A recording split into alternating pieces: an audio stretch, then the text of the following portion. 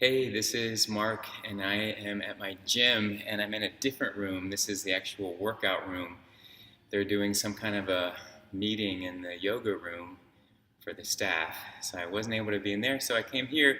Actually, it's a pretty cool space, and being early in the morning, generally nobody's in here and no classes, so I'm able to do my reading from the Golden Present, Daily Inspirational Readings by Sri Swami Satchidananda.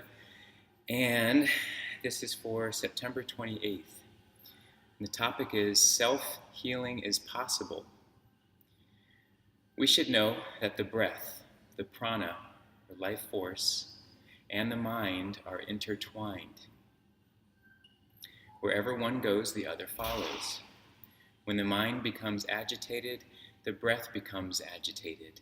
When the mind is totally peaceful, the breath almost comes to a stop. So in the same way, you can direct the prana with your thoughts. For example, if you look at your thumb and think, I'm going to make the thumb warm, think warm and not hot, or you might get a blister. Yes, if your thinking is very concentrated and you are totally one-pointed as you send your thoughts to the thumb, all of the prana and blood will rush there, and you will get heat. And that way you can send the vital energy wherever you want. The same principle applies to healing also. By sending your thoughts to any affected part, you send your prana. Self-healing is possible. In a way, even when you pray for healing, that's what you are doing.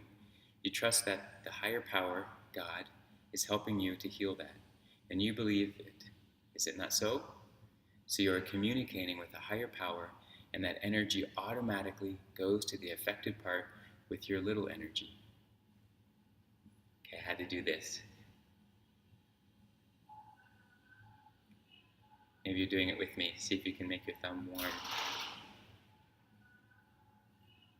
I think my thumb's already kind of warm. I just did a practice. And I recently have been talking about the body, mind, and spirit, how they are intertwined. And we tend to think that they're these separate entities.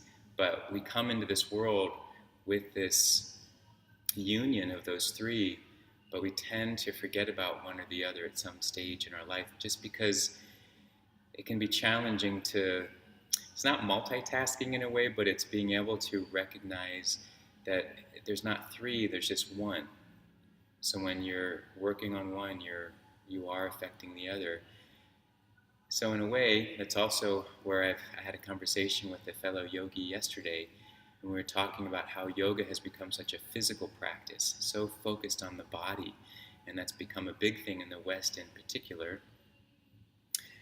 But maybe the fact that we just happen to have such an obsession with the body, or a concentration on the physical form, that we actually are getting to balance the other things. It's just that they all work together. We don't realize it. So by focusing so much on the body, we are strengthening the mind.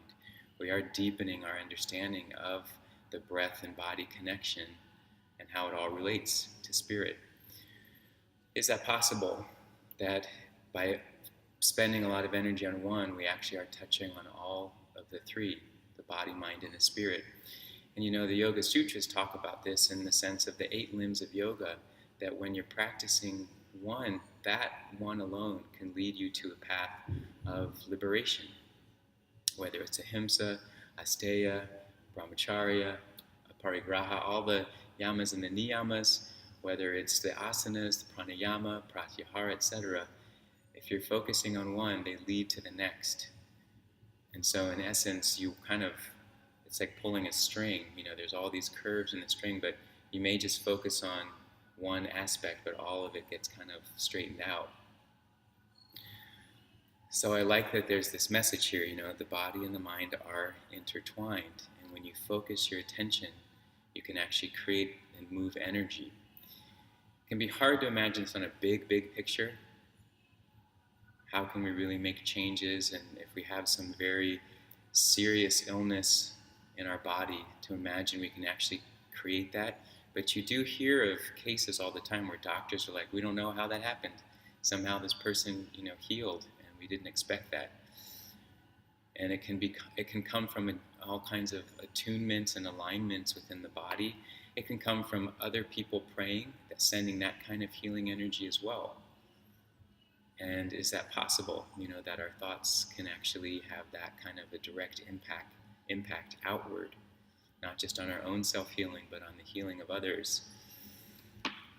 Yeah, there's been tests that have been done that they've seen how prayer on different test groups actually brought benefit to those who knew they were being prayed for versus the ones that weren't being prayed for. So there's something to this. It's as part of the subtle body, subtle energies that we tend not to give a huge amount of credit to in our lives and in our general mainstream culture, because we can't put our hands on it. We can't buy it. We can't change it. We can't manipulate it in a way that it becomes maybe something that somebody can monopolize on. We all have this ability.